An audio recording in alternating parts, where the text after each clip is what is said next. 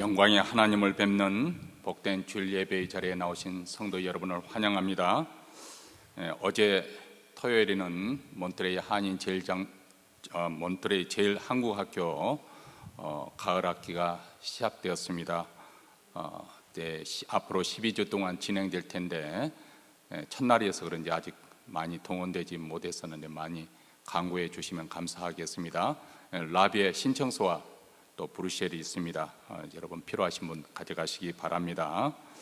그리고 다음 주일 2부 예배 후에는 우리가 예배 마친 후에 교육관에서 잠시 우리 임시 재직회로 모이도록 하겠습니다. 그 안건은 이제 3부 예배로 영어와 한어로 이렇게 드리고 있었는데 이제 독립적으로 영어부가 예배 드리기를 원해서 그것을 다시 이제 예배 시간을 조정을 해야 될 것 같습니다.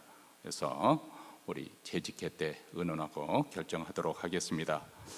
코로나가 생각외로 우리 주변에 많이 퍼져 있습니다. 물론 이제 저도 한국에서 가자마자 코로나 어디서 걸렸는지 모르지만 걸려서 조금 겪어봤습니다만은 그렇게 염려하거나 두려워할 일은 아니라고 생각이 되어집니다. 그렇지만 내 건강뿐만 아니라 다른 사람의 건강을 위해서라도 우리가 계속해서 방역 마스크 쓴다든지 손을 계속 씻는다든지 이런 일은 우리가 계속 잘 해야 될 것 같습니다.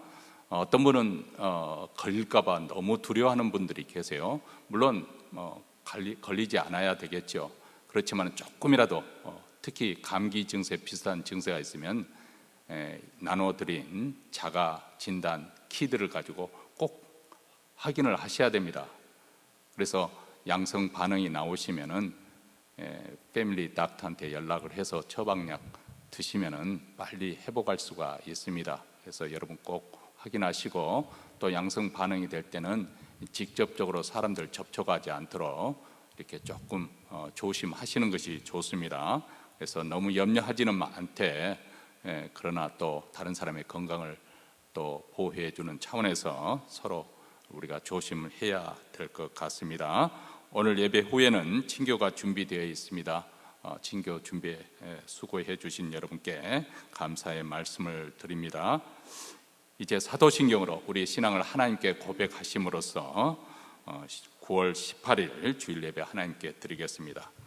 전능하사 천지를 만드신 하나님 아버지를 내가 믿사오며 그의 아들 우리 주 예수 그리스도를 믿사오니 이는 성령으로 잉태하사 동정녀 마리아에게 나시고 본디오 빌라도에게 고난을 받으사 십자가에 못 박혀 죽으시고 장사한 지 사흘 만에 죽은 자 가운데서 다시 살아나시며 하늘에 오르사 전능하신 하나님 우편에 앉아 계시다가 저리로서 산 자와 죽은 자를 심판으로 오시리라. 성령을 믿사오며 거룩한 공예와 성도가 서로 교통하는 것과 죄를 사하여 주시는 것과 몸이 다시 사는 것과 영원히 사는 것을 믿사옵나이다. 아멘. 찬송가 46장 우리 모두 하나님 찬송하겠습니다.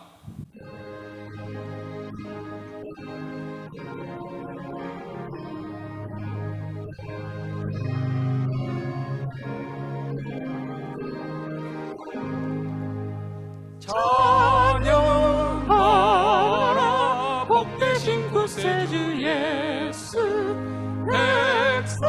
백성들아 세상을 전하세 경배하라 하늘의 정문과 천사 주님 앞에 영광을 돌리세 목자같이 우리를 지키시고 종의 품에 늘 안아주시네 찬양하라 높으신 권세를 찬양 찬양 찬양 영원히 부르세 찬양하라 복되신 구세주 예수 우리에게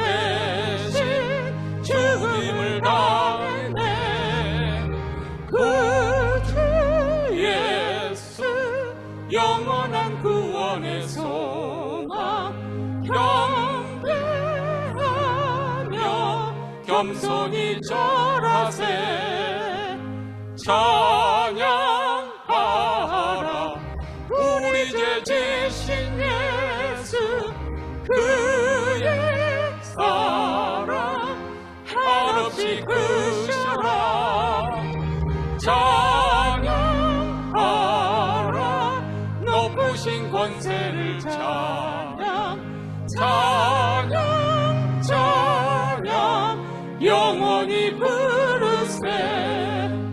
찬양하라 복되신 구세주 예수, 천사들아 즐겁게 찬양해.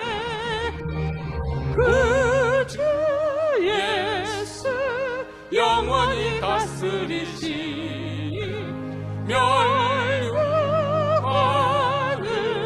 주 앞에 들으세. 그 주 예수 세상을 이기시고 영광 중에 또다시 오시네. 찬양하라 높으신 권세를 찬양, 찬양, 찬양 영원히 부르세. 이 시간 우리 마음을 앞에서 하나님 앞에 기도할 때 먼저 오늘 우리가 드리는 이 예배 가운데 하나님의 영광이 나타나기를 위해서 기도하십시다. 하나님의 임재가 생생하게 느껴지고 하나님의 영광에 사로잡히고 그 거룩에 압도되는 주일 예배가 이루어지게 하옵소서. 우리 교회뿐만 아니라 몬트레에 있는 모든 교회들, 특히 우리 한인교회, 우리 하나님의 임재를 생생하게 느끼고 하나님을 만나는 경험이 이루어지는 주일 예배가 이루어질 수 있도록 주의 영광을 구하는 기도를 드리십시다. 두 번째로는 코로나 상황으로 인해서 우리가 교회가 위축당하고 복음의 역사가 중단되지 않도록 하나님의 백성들을 더욱더 성령의 기름을 부사 힘있게 하시사 담대히 복음을 전파하게 하시고, 그래서 마귀의 권세, 사단의 권세를 제압하고 음부의 권세가 교회를 흔들지 못하도록 주여 저희들 하여금 성령 충만케 하옵소서. 복음의 역사가 중단되지 않고 더욱더 힘있게 전파되기를 위해서 기도하십시다.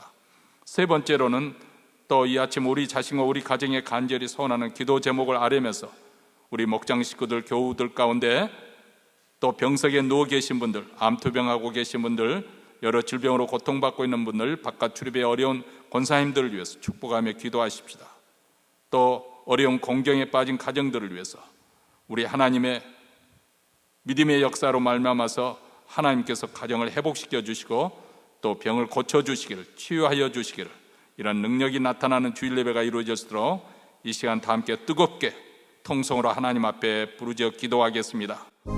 은혜로우시고 자비로우신 하나님 아버지, 얼도 복된 주일을 맞이하여 사랑하는 백성들 하나님께서 한자리에 불러 모아 주심을 감사합니다.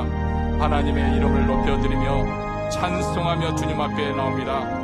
그리스도의 피를 26번 은혜 보좌 앞에 나왔사니 얼도 주의 영광이 나타나는 주일 예배가 되게 하옵소서. 하나님의 임재가 생생하게 느껴지는 그러한 주일 예배가 이루어지기를 원합니다. 하나님의 만나는 흔적을 안고 돌아갈 수 있도록 주여 주의 영광을 나타내 보여주시옵소서. 몬트레는 모든 교회들, 특별히 우리 한인교회, 우리 하나님의 영광의 빛에 완전히 압도하고 사로잡고 아버지 주일 예배가 될 수 있도록 주님 역사하여 주시기를 원합니다. 하나님 아버지, 코비드로 인해서 교회가 위축당하고 많은 교회들이 문을 닫고 복음의 역사가 아버지 처참으로 이렇게 아버지 방해를 받고 있습니다. 하나님 이러할 때도 성령의 기름을 가는 백성들에 부어주셔서 교회가 다시금 새롭게 부흥되게 하여 주시옵시고 복음에 대한 열정을 가지고 아버지 세상에 아버지는 헤쳐만 나갈 수 있도록 우리 하나님 아버지 도와주시기를 원합니다. 마귀의 역사를 제압하게 하여 주시옵시고 진리로 아버지 하나며 선포할 때 아버지 하나님 많은 백성들이 주께로 돌아오는 부흥에 임하게 하여 주시옵기를 원합니다. 자비로우시고 은혜로우신 우리 하나님 아버지, 이 시간에 겸손하게 우리 자신과 우리 가정에 필요한 기도 점을 그 필요를 놓고 하나님 앞에 기도합니다. 자녀를 위해서 기도합니다. 우리의 직장과 기업을 위해서 기도합니다. 우리의 아버지 하나님의 사랑하는 장래에 소원하는 바를 놓고 기도합니다. 우리의 건강에 아버지 고침받기를 위해서 기도하오니 주여 질병으로부터 자유케 하시고 모든 악한 아버지 족쇄로부터 풀림을 받게 하여 주시옵시고 오늘 또 진리를 진 진리가 너희를 자유케 하리라는 주님의 말씀이 이루어지고 성취되고 그리하여 우리 모두가 치유되고 회복되는 은혜의 역사가 임하게 하여 주시옵소서.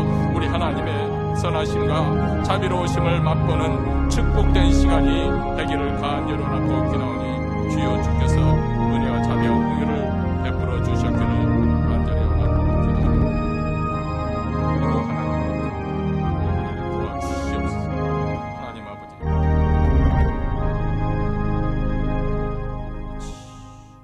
하늘에 계신 우리 아버지여 이름이 거룩히 여김을 받으시오며 나라의 마옵시며 뜻이 하늘에서 이룬 것 같이 땅에서도 이루어지이다.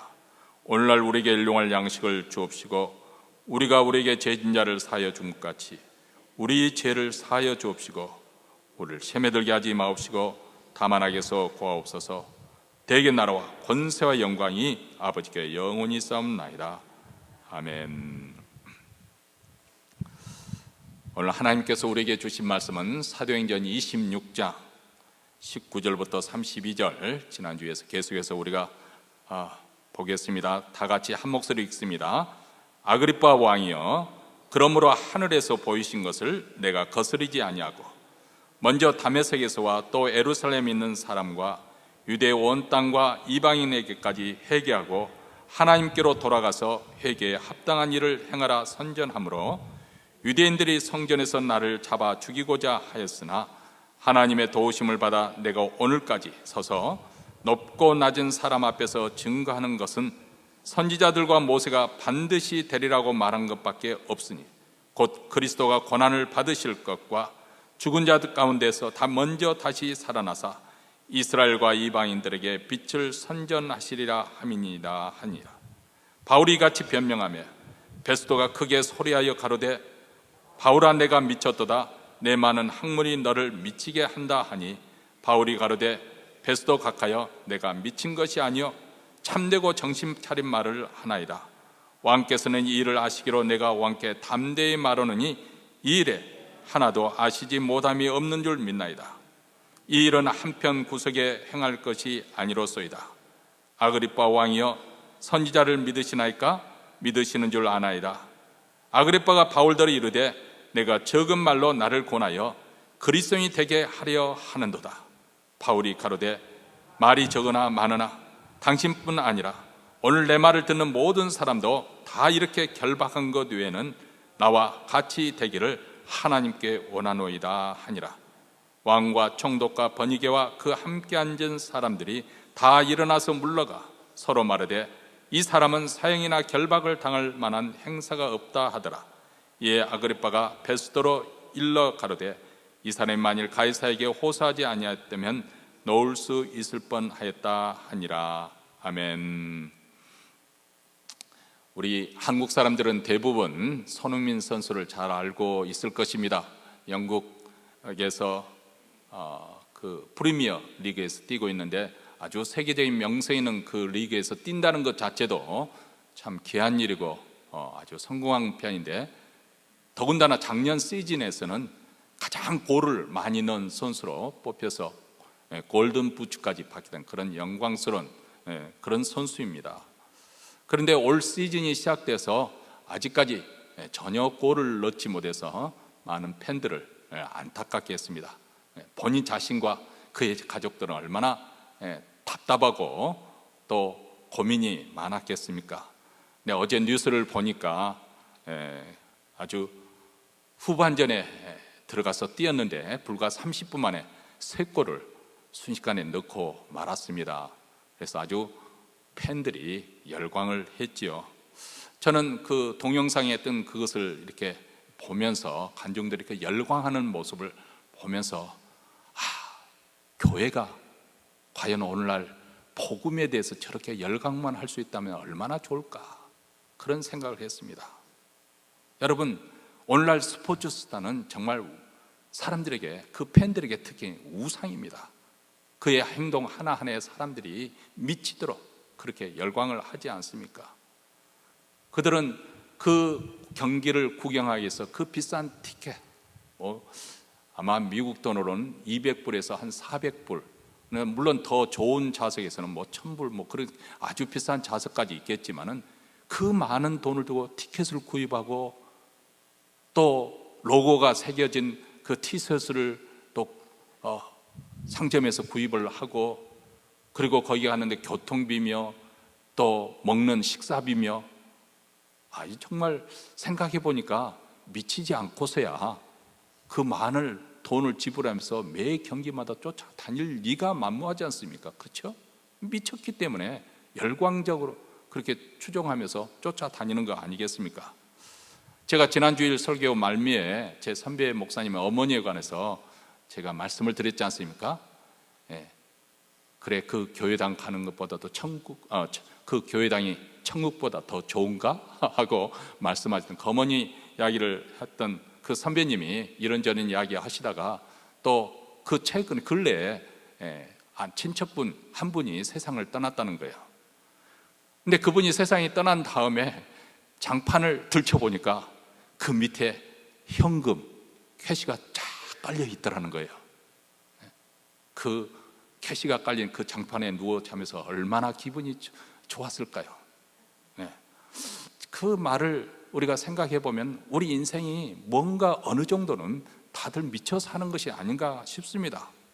그 사람은 장판 밑에 돈을 깔아놓고 그렇게 즐기면서 살았던 것처럼 돈에 미친 사람들, 어떤 사람은 쾌락에 미쳤어, 어떤 사람은 도박에 미치고, 어떤 사람은 쇼핑하는 재미에 미쳐 삽니다. 또 어떤 사람은 학문에 미쳐 삽니다. 오래전에 별 돈이 되지 않는 학문 그 역사학 공부를 하던 제 친구, 지금은 세상 떠났습니다만 그 친구가 그 역사학 박사학위 공부하는 과정 속에서 이런 말을 하더라고요. 이제 박사 공부하다 보니까 여러 교수들을 알게 됐는데 대부분 교수들이 이혼해서 홀로 살고 있더라는 거예요. 근데 자기가 생각해 보니까 그럴 수밖에 없는 것이, 그 학문의 세계에 소위 말하자면 학술지에 자신의 논문이 실리도록 하려면 얼마나 공부를 많이 해야 되겠어요. 가정을 돌볼 시간이 없는 것이지요. 그러니까 그 학문에 자신의 명성을 쌓기 위해서 그렇게 미치도록 연구에 몰두하는 것입니다. 이렇게 보면 모든 인생이 뭔가 다 미쳐서 살아가는데, 사실 현대 사회 자체가 우리로 하여금 미치지 않으면 맨정신으로 살아갈 수 없도록 그렇게 만들어가는 것도 면도 없잖아 있습니다. 근데 미친다는 것이 다 언제나 나쁜 것만은 또한 아닙니다. 다만 미치더라도 무엇에 미쳤느냐, 이게 중요한 것이죠. 사도 바울은 고린도후서 5장 13절에서 고린도 교인에게 이렇게 그 서신서에서 고백을 하고 있습니다. 우리가 만일 미쳤어도 하나님을 위한 것이요. 자, 이 말의 배경 속에는 사도 바울이 이렇게 그 고린도 교회 성도들에게 말하고 있는 것이죠. 여러분, 아직도 저를 모르십니까? 저는 그냥 하나님께서 미쳐 살아왔습니다. 지금 이 말을 하고 있는 것이죠. 자, 오늘 본문에 의하면 사도 바울은 진리를 알고 그 진리를 위해서 가장 맑은 정신과 마음을 가지고 열성적으로 정말 열정을 가지고 살아왔는데, 다른 사람들이 볼 때는 정말 미친 것처럼 그렇게 보였다는 것입니다. 무엇이 그로 하여금 그렇게 미쳤다는 소리를 들을 만큼 살도록 매진하게 한 것일까요?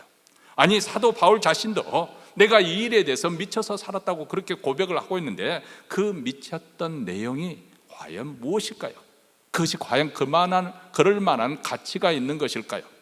그럴 만한 소중한 것일까요?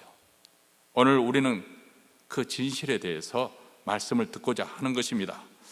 지난 주일에 우리는 사도 바울이 자신의 복된 소망, 내가 이 소망으로 인해서 오늘 이 자리에 섰습니다, 에 대한 그 신문을 받는 자리에서 기탄 없이 말하는 것을 보았습니다. 왜 내가 이 자리에 서게 되어서 신문을 받고 있는 것인지 그 일을 설명하다 보니까, 말을 듣다 보니까 그 사람의 간증이요, 그 사람의 한편의 설교와 마찬가지예요. 그렇죠? 왜냐하면 지금 신문을 받는 자리에서 내가 왜 무슨 제목으로 여기에 체포되어서 이 자리에서 신문을 받고 있는 것인지, 자기에게 일어난 일을 이야기하다 보니까, 자기에게 일어난 이야기를 하다 보니까 내가 어떻게 예전에 열심을 가지고 교회를 핍박했고, 그 다음 또 그 열심을 가지고 다메섹까지 쫓아가서 예수를 믿는 자들을 붙잡으러 가는데, 그 가는 도중에 부활의 주님, 영광의 주님을 내가 만나돼서 어떻게 내가 헷가닥하고 완전히 내 인생이 뒤집어졌는지, 이 이야기를 듣다 보니까 이게 간증이지 않습니까? 하나님을 만난 간증이죠. 체험을 지금 듣고 있지 않습니까? 자, 이렇게 사도 바울이 신문을 가는 가운데서 하다 보니까 말씀을 증거하고 있는 이 상황, 이 장면을 생각해 보니까 바로 예수님께서 이미 제자들에게 예고했던 그 말씀이었어요. 마태복음 10장 18절에 보면, 또 너희가 나를 인하여 총독들과 임금들 앞에서 끌려가리니 이는 저희와 이방인들에게 증거가 되게 하려 하십니다.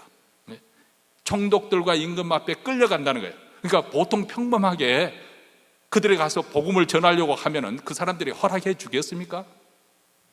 만나 주겠어요? 그런데 제수가 되고 보니까, 제수로서 신문을 받다 보니까 그 총독들이나 임금, 왕 앞에서 이렇게 놀랍게 복음을 증거하게 되었다. 이것이 바로 신묘막전 하나님의 방식이라는 것입니다. 우리 주님이 복음을 전파하게 하는데 우리의 상상을 뛰어넘는 그런 방식으로 그들에게 복음을 전파하게 했습니다. 여러분, 사도 바울은 자신이 어떻게 이렇게 변화된 삶을 살게 되었고, 그리고 그로 말미암아서 내가 어떻게 사명감을 가지고 이렇게 미치도록 살아왔는지 17절과 18절에서 이렇게 그 내용에 대해서 말씀하고 있습니다.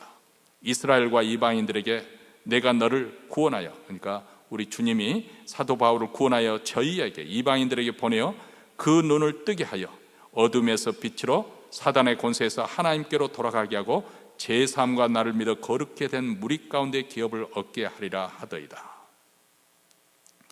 사도 바울이 여기까지 일사천리로 쭉 가니까 정말 훌륭한 한편의 설교나 마찬가지였죠. 그래서 아그리빠 왕이나 또 베스도 총독이나 거기 앉아있는 모든 총독들이 완전히 그 말씀에 몰입이 되고 압도가 되고 말았습니다. 그래서 사도 바울이 여기서 더 담대하게 한 걸음 더 나아갑니다. 내가 이렇게 체포를 되어서 신문을 받는 것은 어떤 국가법을 어겨서 그런 것이 아니라 하나님의 말씀에 순종하다 보니까 여기까지 오게 된 것이다. 그래서 19절에 아그리빠 왕이여, 그러므로 하늘에서 보이신 것을 내가 거스리지 않냐고, 내가 하나님의 뜻에 순종해서 이 말씀을 증거하다 보니까 내가 체포된 것이다. 그렇게 하나님의 뜻에서 증거할 수밖에 없는 그 내용이 무엇인가? 23절에서 다시 한번 그것에 대해서 이렇게 정리해서 말씀합니다. 곧 그리스도가 고난을 받으실 것과 죽은 자 가운데서 먼저 다시 살아나사 이스라엘과 이방인들에게 빛을 선전하시리라 함이니라 하니라. 자, 여기까지는 사도 바울이 하는 말에 한편의 그 간정에 그냥 빨려 들어가서 잠잠히 압도되어서 있던 그 총독 베스도가, 아니 메시아인 그리스도가 죽게 되고 그리고 3일 만에 부활하게 되었다는 이 말을 언급을 하니까 불현듯 제정신에 돌아온 듯이 벌떡 일어나서 소리를 칩니다. 베스도가 크게 소리하여 가로되 바울아, 내가 미쳤도다. 내 많은 학문이 너를 미치게 한다. 이렇게 말합니다. 내가 지금 미친 말을 하고 있는지 너는 알고 있느냐? 내가 그렇게 똑똑하고 학문을 많이 한 배운 자로서 너는 지금 그것이 오히려 너를 잘못 정상적이 아닌 말과 행동을 하게 한다. 그러자 바울이 이렇게 답변합니다. 총독각하, 저는 미치지 않았습니다. 저는 맑은 정신으로 진실을 지금 말씀드리고 있는 것입니다.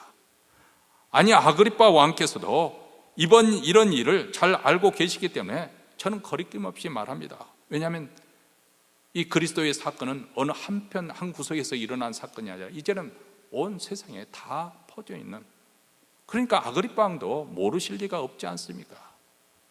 아그리빠 왕이요, 왕께서는 예언자들을 믿으십니까?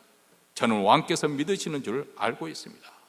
이렇게 오히려 담대하게 말을 하니까 아그리빠 왕이 이렇게 답변합니다. 그대는 그렇게 쉽게 나를 설득해서 그리스도인으로 만들 수 있다고 생각하는가? 어림도 없다. 이렇게 반박하자 바울이 이렇게 답변을 하죠. 쉽게든 어렵게든 저는 왕뿐만 아니라 오늘 제 말을 듣고 있는 모든 사람들이 다 저와 같이 예수를 믿는 사람이 되기를 원합니다. 물론 내 손목을 저는 이 쇠사슬을 취하고 다 나와 같이 되기를 원합니다. 자, 여기 보십시오. 이 장면 한번 그 왕과 그 총독 앞에서 또 고관 대적들 앞에서 이렇게 당당하게 말하고 있는 이 제수, 조금도 거리낌 없이 기탄 없이 말하고 있는 이 제수의 모습을 한번 보시기 바랍니다. 여기에 세상을 향해서 당당하게 서 있는 한 사람이 서 있습니다. 예수 그리스도와 그 나라, 그 복된 소망을 둔 그는 이 세상 그 어떤 것으로부터 자유합니다. 세상 부귀와 명예와 권세로부터 자유합니다. 그리고 생명의 위협을 받더라도 거기에 위협에 두려워하지 않고 그 어떤 것에 매이지 않고 있습니다. 그가 매는 것은 한 가지가 있다면 오직 한 분 예수 그리스도께만 그는 매었습니다. 아니 자발적으로 그분의 종이 되었습니다. 그분의 은혜의 왕국에 그는 소망을 두었고 그 나라에만 충성합니다. 여러분, 우리 그리스도인들 또한 사도 바울처럼 예수 그리스도의 그 십자가의 죽으심과 그리고 3일 만에 다시 살아나는 이 사건을 위해서 우리 또한 그 영원한 하나님 나라에 소망을 둔 하나님의 친백성이 되었습니다. 그래서 우리도 그 누구 앞에서도 그 무엇 앞에서도 꿀릴 것이 없고 우리도 당당할 수가 있는 것입니다. 세상 권력자 앞이라도 뭐 우리가 기가 죽을 것이 뭐가 있습니까? 우리는 하나님의 자녀여 하나님 나라를 유업으로 받을 사람들이고 그 약속을 한 복음을 받은 자입니다. 그런데 세상 권력에 취해 있던 베스도 총독이 볼 때 사도 바울이 그리스도의 죽음과 부활에 대해서 언급할 때 정말 불합리하게, 소위 말해 헬라 철학에 이렇게 그 배경을 가지고 있었던 그가 볼 때는 이건 논리적으로 말이 되지 않는다는 것입니다. 미친 사람처럼 보였습니다. 유대교와 구약에 대해서 어느 정도 지식을 가지던 아그리빠 왕도 아니 이 사람이 자신까지 이렇게 설득하려고 하니까 내가 적은 말로 나를 권하여 그리스도인이 되게 하려는도다 이렇게 반박하지 않습니까? 사실 그들은 지금 사도 바울이 기탄하게 진술하는 그 진리의 실체에 부딪혔습니다. 어쩌면 거의 그리스도인이 될 수 있을 만한 그런 지점까지 갔을는지 모르지요. 이제 선택의 기로에 놓여 있습니다. 예수 그리스도를 메시아로 하나님의 아들로 믿어서 변화된 삶을 선택할 것인지 아니면 이 모든 진실을 부정하고 살 것인지. 총독 베스도는 당연히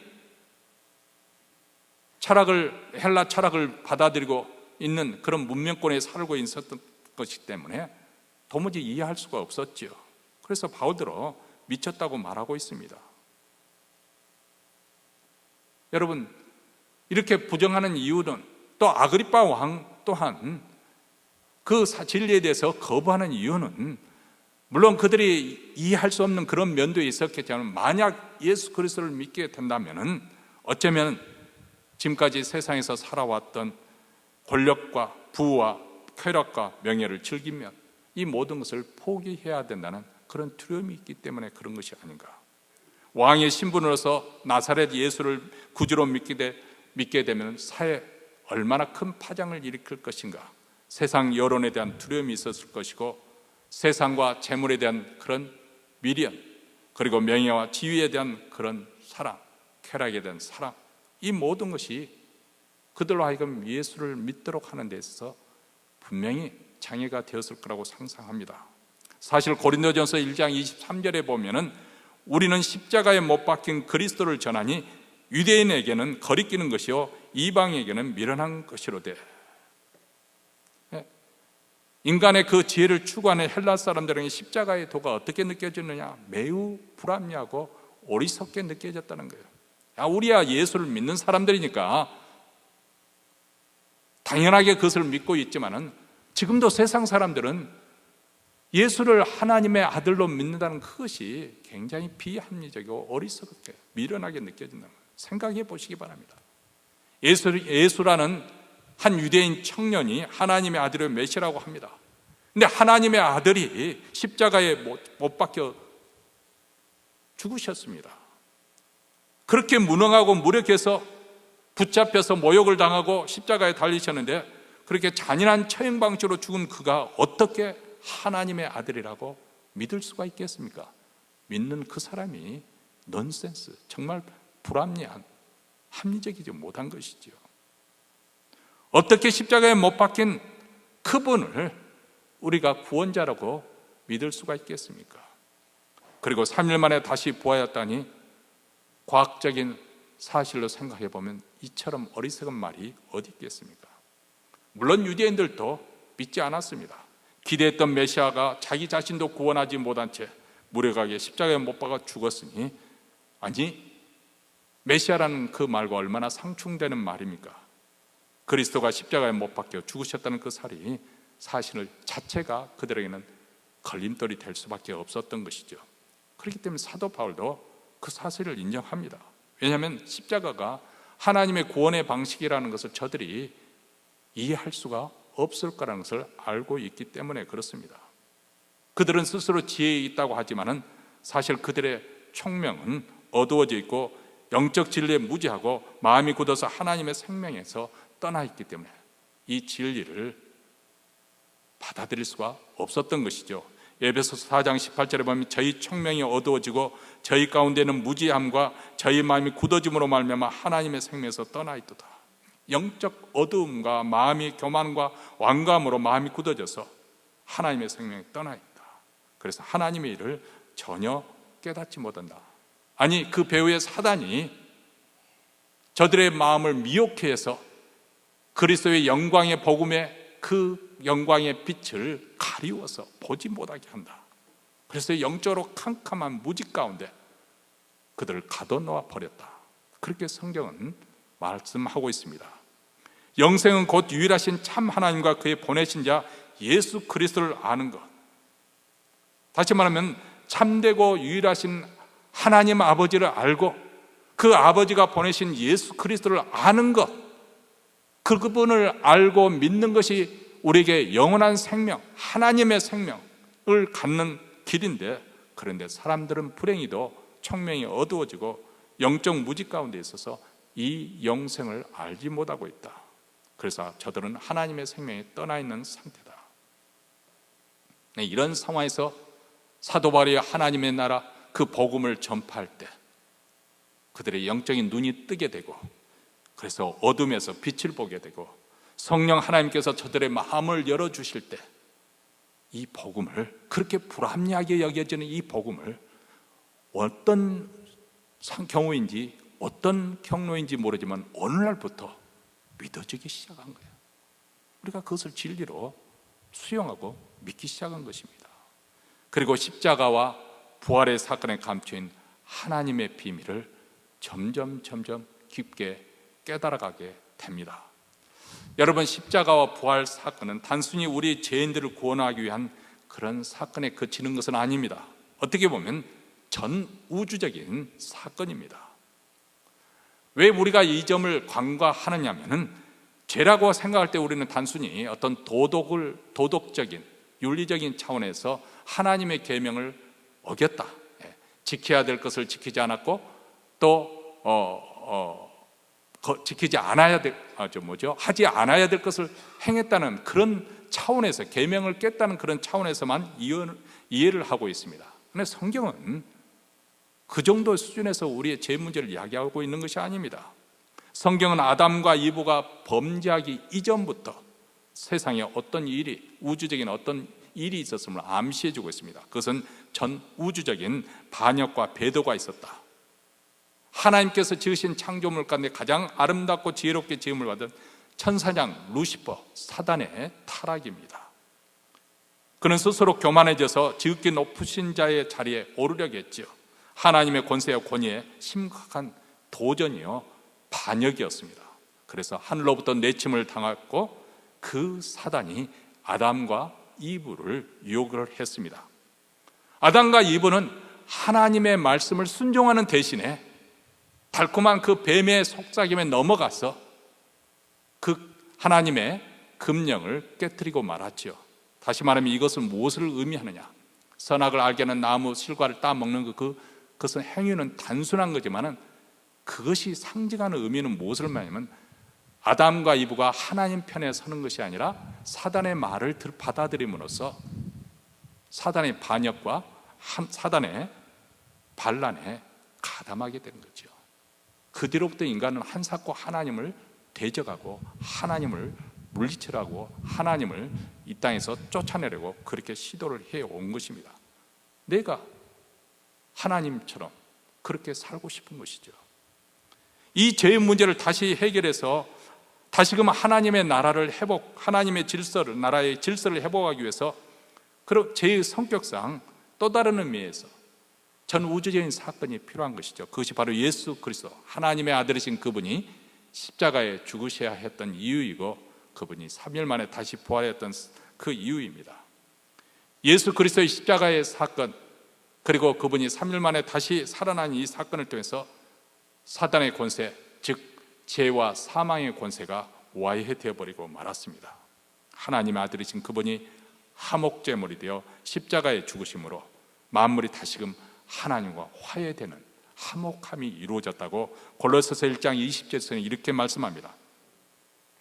그의 십자가의 피로 화평을 이루사 만물 곧 땅에 있는 것들이나 하늘에 있는 것들을 그로 말미암아 자기와 화목게 되기를 기뻐하십니다. 자, 죄로 인해서 온 우주가 하나님의 질서가 깨져버리고 반목과 반역과 분열과 파괴에 빠졌는데 예수 그리스도 그분이 화목제물이 되어서 십자가에 죽으심으로 전 우주가 하나님과 화해하게 되었다. 그래서 에베소서 1장 2절에서는 하늘에 있는 것이나 땅에 있는 것이 다 그리스도 안에서 통일되게 하려 함이라. 십자가의 죽으심으로 그리고 부활의 영광으로 말미암아 온 우주가 예수 그리스도 안에서 다시 통일이 된다. 다시금 하나님 나라의 질서가 회복된다는 것입니다.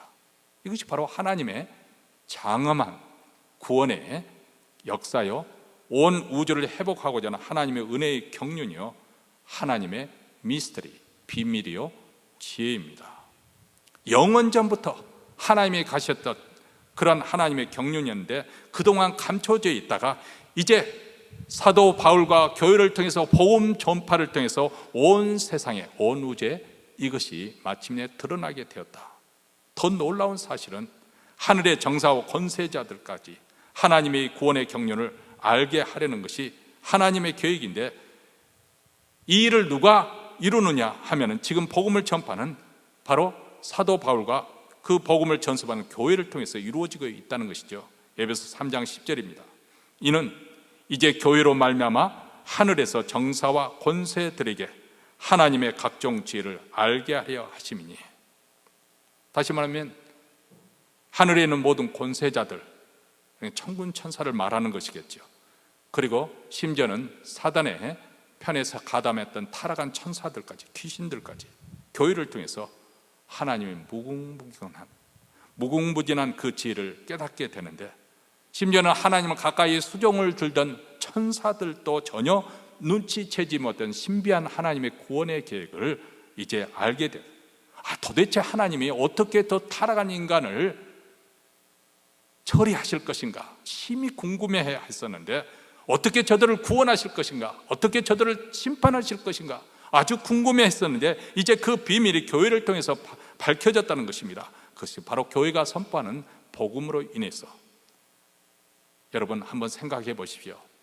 우리는 크리스마스를 맞이할 때마다, 부활절을 맞이할 때마다 그것을 당연하게 의례그레는 하고 했지만은 다시 한번 우리가 예수 믿기 전으로 한번 돌아가서 생각을 해 보십시오. 하나님의 구원 방식이 너무너무 놀랍지 않습니까? 우리 같으면은 하나님이 호령을 하면은 세상이 만물이 생기기도 하고 없어지기도 하는 것인데 그런 방식을 택하지 않았습니다. 성자 하나님이 이 땅에 오셨는데 자기 목을 가눌 수 없는 유약한 갓난아기로 탄생하게 된 것입니다. 누가 이를 상상이나 했을까요? 그리고 그분이 헤롯의 칼날을 피해서 부모의 품에 애굽으로 도망쳐야만 했습니다. 그분은 장성에서도 사람들의 비웃음과 조롱 가운데 고난을 겪으실 것을 누가 상상조차 했겠습니까? 하나님의 아들로서 대접받아야 마땅할 그분이, 그는 십자가에서 무력하게 죽으셨습니다. 대속물로 자신의 몸을 드리기 위해서. 누가 그분이 하나님의 아들이라 감히 생각조차 해볼 수 있었겠습니까? 십자가의 죽으심으로 다 그것으로 끝난 줄 알았습니다. 그런데 3일 만에 다시 반전이 이루어지지 않습니까? 다시 살아나신 것입니다. 이로써 사단의 그 권세, 죄와 사망의 권세가 완전히 무너져 버리고 우리 주님이 승리하셨습니다. 이로써 우리에게 구원의 문이 활짝 열리게 되고 누구든지 주의 이름을 부르는 자마다 구원을 얻게 되었습니다. 이것은 영원 전부터 성부 하나님께서 성자 하나님과 그리스도 안에서 작정하신 하나님의 구원의 경륜이십니다. 이 귀한 하나님의 계획을 천사들도 알지 못했고 그래서 심히 보기 원했다고 베드로전서 1장 12절에서도 이렇게 말합니다. 이것은 하늘로부터 보내신 성령을 힘입어 복음을 전하는 자들로 이제 너에게 고한 것이요 천사들도 살펴보기를 원하는 것입니다. 이 비밀을 알고 보니까 사도 바울이 얼마나 당당하겠어요. 그렇죠? 이 영광의 복음의 비밀을 알고 보니까, 이 하나님의 구원의 계획을 알고 보니까 자기가 하고 있는 일에 대해서 얼마나 자부심을 가지고 있겠습니까? 그래서 말이 적으나 많으나 당신뿐만 아니라 오늘 내 말을 듣는 모든 사람들도 다 내가 이렇게 결박당한 것 이외에는 나와 같이 되기를 원합니다. 이렇게 말할 수 있었던 것이죠. 얼마나 확신에 찬 도전입니까? 모든 사람이 다 나와 같이 되기를 원합니다. 한마디로 예수 믿기를 원합니다. 여러분, 사람이 자기 인생을 다 산 후에 너도 나와 같은 인생을 살기를 원한다, 그렇게 말할 수 있는 사람이 얼마나, 그렇게 자신 있게 말할 사람이 얼마나 되겠습니까? 우리가 우리 자녀들에게 숨을 거둘 때 너는 나와 같이 꼭 그렇게 살기를 원한다, 그렇게 말할 수 있는 아버지나 어머니가 얼마나 되겠어요? 오히려 후회 가운데서 너는 제발 나와 같이 어리석게 살지 마라, 그런 말 할 거 아니겠습니까? 그런데 사도 바울은 기꺼이 모든 사람이, 그 사람이 높은 사람이든 출세한 사람이든 낮은 사람이든 그리고 왕이든 총독이든 작은 소자이든 할 것 없이 나와 같이 부활의 증인된 그런 삶을 살기를 원한다. 사도 바울이 바라보고 살았던 그 인생의 소망이 그만큼 순수했고 진실됐고 영원하기 때문이었을 것이라고 생각이 되어집니다. 그래서 오늘 본문 26장 30절부터 32절에 보면 그들은 이구동성으로 그는 결박당할 이유가, 하등의 이유가 없는 사람이다. 만약 그가 로마에 있는 가이사 황제에게 자기 문제를 하소연을 하지 않았다면, 상소하지 않았다면 그는 풀어줘야 마땅한 사람이다. 이제야 그들이 또 뒷북을 치는 거죠. 이제야 이런 말을 합니다. 지금까지 5차례나 그를 붙들고 신문을 했던 사람들이 이제 와서, 비록 사도 바울의 말에 의해서 그들은 설득당하지 않았지만은 내심, 제가 생각하기에는 내심 사도 바울 부러웠을 거라고 생각합니다. 나도 저렇게 살아야 하는 것인데, 저렇게 고귀하게, 저렇게 깨끗하게, 저렇게 진실하게, 저렇게 열정적으로 살아야만 했던 것인데 아마 내심 부러워했고, 그리고 그렇게 되고 싶어 하는 마음이 있었을 거라고 생각합니다. 세상 권력이 주지 못한 그 어떤 것을 그들은 느꼈기 때문에, 세상의 황금으로 살 수 없는 어떤 내적인 축복을 그들은 보고 있기 때문에, 그래서 사도 바울을 만난 그들, 사도 바울의 말을 듣는 그 순간 그들에게 내적인 어떤 갈증, 갈망, 여러분, 왕과 총독의 자리가 있으니까 얼마나 세상적인 것을 누리고 살았을까요? 얼마나 호사스럽게 살았겠습니까? 그런데도 채워질 수 없는 그런 어떤 내적인 갈망을 사도 바울로 인해서 그 갈급함을 깨닫게 되는 것이죠. 그 목마름은 예수 그리스도 아니고서야, 그분의 왕국이 아니고서야 무엇으로 채울 수가 있겠습니까? 그런데 감사하게도 우리는 예수를 믿게 되었고 그분의 나라를 유업으로 받게 됐고 그 나라를 소망하는 자가 되었습니다. 제가 오래전에 이미 소개해 드린 분인데요, 루비 캔드릭이라는 선교사님에 대한 이야기로 오늘 말씀을 마치려고 합니다. 이분은 1907년, 지금으로부터 거의 120년 전 사람입니다. 120년이 더 됐네요. 130년인가요? 그렇죠? 이분은 남감리교회 여자 예국 선교부의 파송을 받아서 조선 땅을 밟았습니다. 그래서 항해도 개성에서 한국말을 배우면서 사역을 시작하다가 급성 맹장염으로 쓰러졌습니다. 세브란스 병으로 급히 입원해서 수술을 받다가 1908년 25세 젊은 나이로 세상을 떠났습니다. 조선은 온 지 불과 8개월 만에. 그녀가 묻힌 그 무덤 빈문에 다음과 같은 글이 새겨져 있습니다. If I had 1,000 lives to give, Korea should have them all. 무슨 말이냐면 내게 1,000개의 생명이 주어졌다고 한다면 나는 그 1,000개의 모든 생명을 다 조선에게 주고 싶습니다. 바치고 싶습니다. 그가 죽기 전 세브란스 병원에 입원 중일 때 그녀의 부모에게 쓴 편지입니다. 마지막 편지입니다. 사랑하는 아버지, 어머니, 이곳 조선 땅에 오기 전 집들에 심었던 꽃들이 활짝 피어났다는 소식을 들었을 때 하루 종일 집 생각만 했습니다. 욕심쟁이 수지가, 아마 여동생인 것 같아요, 그 씨앗을 받아 동네 사람들에게 나누어 줬다니 너무나 대견스럽군요. 아마 내년 봄이면 온통 우리 동네는 내가 심은 노란 꽃으로 덮여 있겠군요. 아버지, 어머니, 이곳 조선 땅은 참으로 아름다운 곳입니다. 모두들 하나님을 닮은 사람들 같습니다. 선한 마음과 복음에 대한 열정으로 봐 아마 몇십 년이 지나면 이곳은 예수님의 사랑이 넘치는 곳이 될 것 같습니다. 저는 복음을 듣기 위해 20km를 맨발로 걸어오는 어린 아이들을 보았을 때 그들 안에는 하나님의 사랑 때문에 오히려 위로를 받습니다. 그러나 한편에서는 탄압이 점점 심해지고 있습니다. 그저께는 예수님을 영접한 지 일주일도 안 되는 서너 명이 끌려가 순교했고 토마스 선교사와 제임스 선교사도 순교했습니다. 선교 본부에서도 철수하라는 지시가 있었지만 대부분의 선교사들은 그들이 전도한 조선인들과 아직도 숨어서 예배를 드리고 있습니다. 그들은 모두 순교를 할 작정인가 봅니다.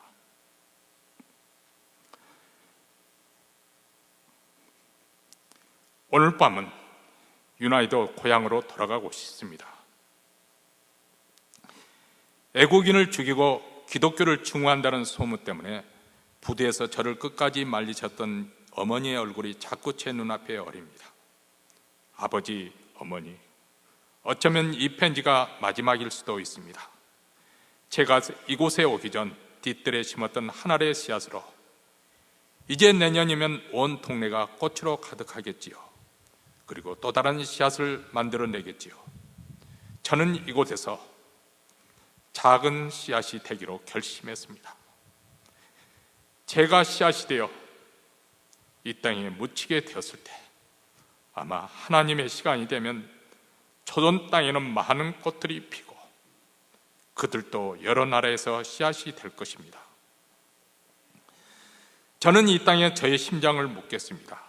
바로 이것은 조선을 향하는 저의 열정이 아니라 조선을 향한 하나님의 열정이라는 것을 알게 되었습니다.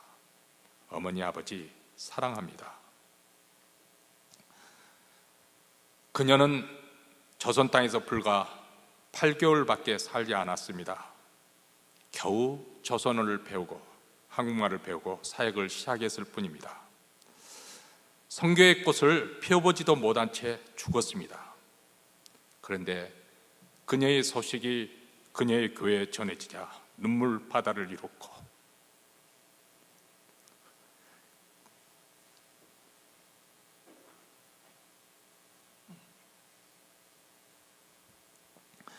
그리고 그 수녀의 희생의 소식을 들은 많은 젊은 이들이 낯선 땅 한국을 가기 위해 선교사로 헌신하도록 하는 한국 선교의 불씨가 되었다고 합니다. 자, 이런 분들의 헌신, 사도 바울처럼 또 이분처럼 수많은 사람들의 헌신과 희생 속에 오늘 우리도 이 미국 땅에 살고 있지만은 복음을 믿게 되었습니다. 이분들처럼 복음에 미치지 않고서야 어떻게 우리 손에 이 복음이 전달될 수 있었을까요? 과연 오늘 이 시대를 살고 있는 현대인들은 이런 사람들의 희생과 이런 사람의 헌신에 대해서 이해할 수 있을까요? 자기만 알고 물질과 쾌락과 재미만을 추구하고 있는 이 젊은 세대가 과연 이 복음의 소중함을 깨달을 수 있을까요? 과연 세상 사람들이 코로나 상황에서도 여전히 교회를 지키고 교회에서 예배를 지키고 있는 우리들을 이해할 수 있을까요? 과연 복음의 가치를 그들은 받아들일 수 있을까요? 지금 우리는 무엇에 미쳐 있고 무엇에 목숨을 걸고 있는 것일까요? 하나님과 그분의 나라, 그리스도와 그분의 십자가, 여러분, 이 가치의 소중함. 물론 세상 사람들은 예수 믿는 것에 대수롭지 않게 생각할 것입니다. 아니, 예수 믿는 우리들도 워낙 이 세상이 물질화되고 재미와 쾌락을 쫓다 보니까 교회 가는 것조차도 시시하게 느껴질 것입니다. 그러나 그 소중함을 깨닫고 그 가치를 깨닫는 날이 너무 늦지 않게 되기를 바랍니다. 마지막 임종할 때 비로소 영안이 열려가지고 천군 천사들이 나를 옹이하면서 환영하는 그 장면을 보면서 영광스럽게 손을 들며 환호하며 활짝 미소를 띠며 가는 사람들이 있는가 하면은 지옥에 떨어지기 싫어서 마지막 순간에 죽기 싫어서 발버둥을 치다가 마지못해 가는 그런 사람의 모습, 저는 목사로서 실제로 그것을 보게 됩니다. 과연 우리가 믿고 있고 우리가 신앙생활하는 이 복음이 시시한 것일까요? 가치가 없는 것일까요? 오늘 이 시간 우리가 다시 한번 예수 그리스도의 십자가의 복음, 그분이 다시 부활하셨다는 이것이 무엇을 의미하는 것인지, 그 나라가 얼마나 영광스러운 나라인지 다시 한번 확인하는 귀한 시간이 되시기를 주의 이름으로 축원합니다. 기도하겠습니다.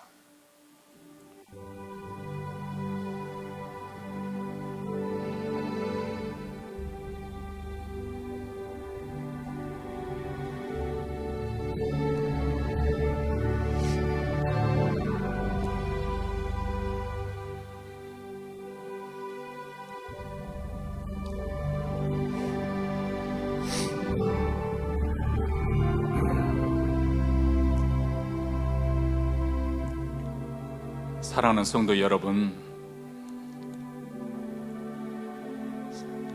지금 현대인들은 세상의 화려함에 완전히 매료가 되어서 그것이 전부인 줄로 알고 있습니다.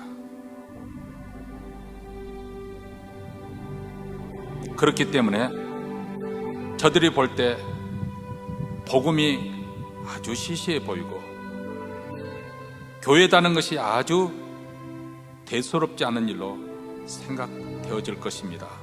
과연 그렇습니까?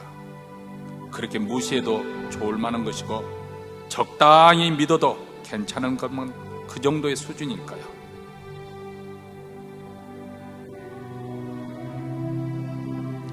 만약 그런 정도의 수준이었다면 사도 바울이 미친 듯이 열정으로 왜 복음을 전파했겠습니까? 루비 캔드릭 선교사님은 왜 낯선 땅, 아직 개화되지 못한 조선 땅에서 열악한 그 환경 속에서 쓰러져 죽었을까요? 이것은 우리가 믿는 복음이 얼마나 소중한 것인가, 우리가 받은 복음이, 구원이 얼마나 가치 있는 것인가 하는 것을 일깨워주는 것 아니겠습니까? 하나님 아버지 감사합니다.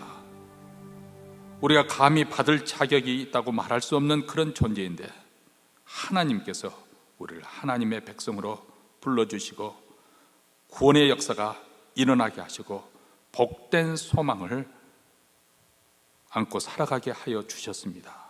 그 영광의 복음을 내가 받았사오니 이 복음의 역사를 이루는 그 일에 함께 동참하는 그 은혜가 우리에게도 있게 하여 주시옵소서. 우리 주 예수 그리스도의 이름으로 기도합나이다. 아멘. 우리 찬송가 가사의 의미를 생각하시면서 268장입니다.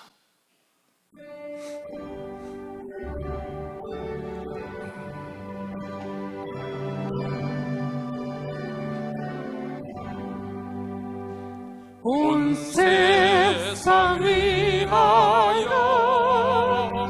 나 복음 전하리. 만 백성 모두 나와서 주 말씀 들어라. 죄 중에 빠져서 헤매는 자들아, 주님의 음성 곧 듣고 너 구원 받아라. 전하고 기도해 매일 증인 되리라. 세상 모든 사람들 듣고 그 사랑 알도록 온 세상 위하여 이번 전하리. 저의 회개하고서 주 예수 믿어라. 이 세상 구하려 주 돌아가신다.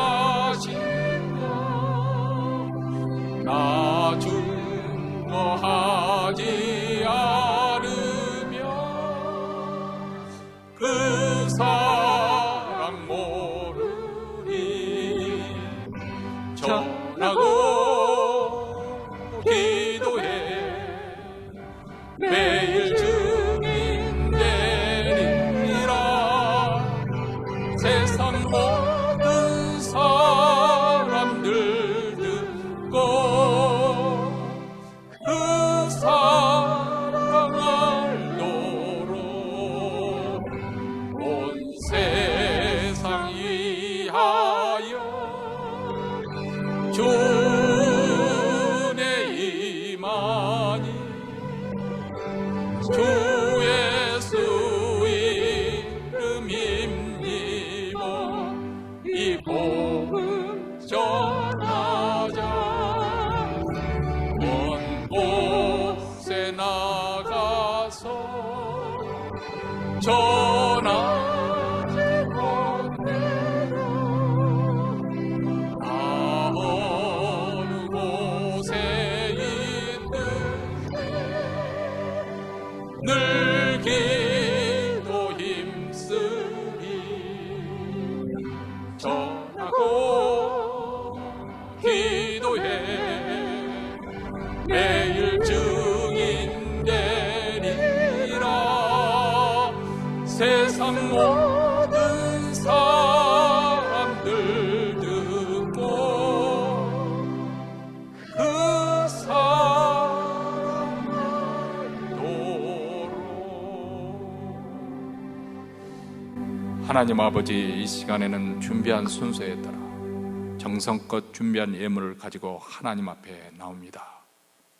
예물만 하나님께 바치는 것이 아니라 내 마음과 몸과 우리의 인생 전부를 바치는 마음으로 하나님께 바쳐 드립니다. 하나님의 것이 되었사오니 우리의 남은 여생이 하나님의 소유가 되어 하나님의 뜻 가운데 사용되게 하여 주시옵소서.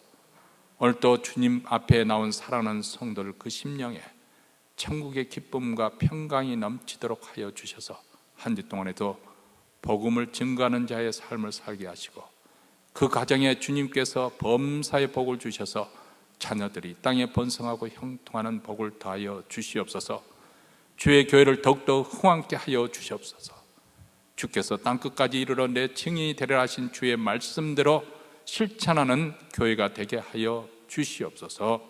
이제는 우리 구주 예수 그리스도의 은혜와 하나님 아버지의 무한하신 사랑과 성령의 교통하심이 복음의 영광을 안고 세상을 향하여 나아가는 주의 백성들 그 가정과 기업과 교회 위에 영원토록 함께 있을지어다. 아멘.